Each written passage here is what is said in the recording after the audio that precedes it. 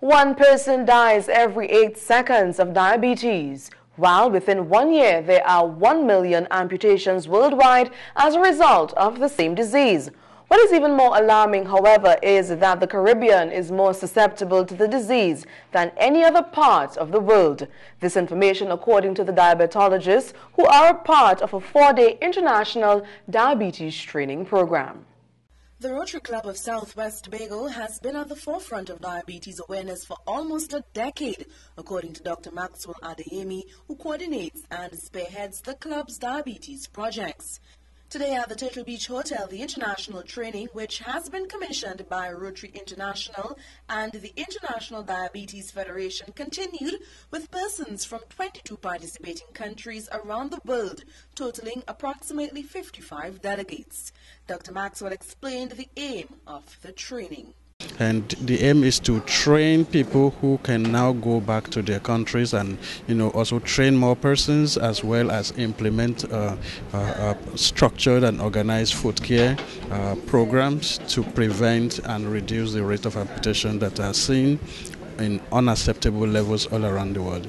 Dr. Maxwell said the amputation level in Tobago as a result of diabetes is very high. We've always had that.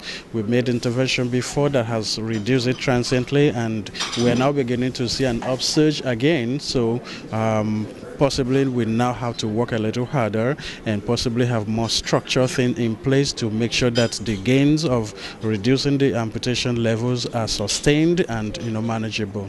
In the Caribbean region, almost 20% of the population is being affected by the disease, an increase of almost half in previous years. This according to Dr. Christian van Acker of Belgium, chair-elect of the IDF Diabetic Foot Program. She spoke specifically about the Caribbean being at a higher risk when it comes to diabetes infection. Yeah, the Caribbean is at higher risk. We can compare, we both are from Europe, and we can compare Germany and Belgium a little bit, and we have approximately now reaching the 10% of our population. If now the Caribbeans are close to the 20%, that's a double. So that means that we have 1 out of 3 persons having diabetes, but you have the double. So I think why it is like that, there are several reasons. Lifestyle, of course, genetics, different origins, that plays a role.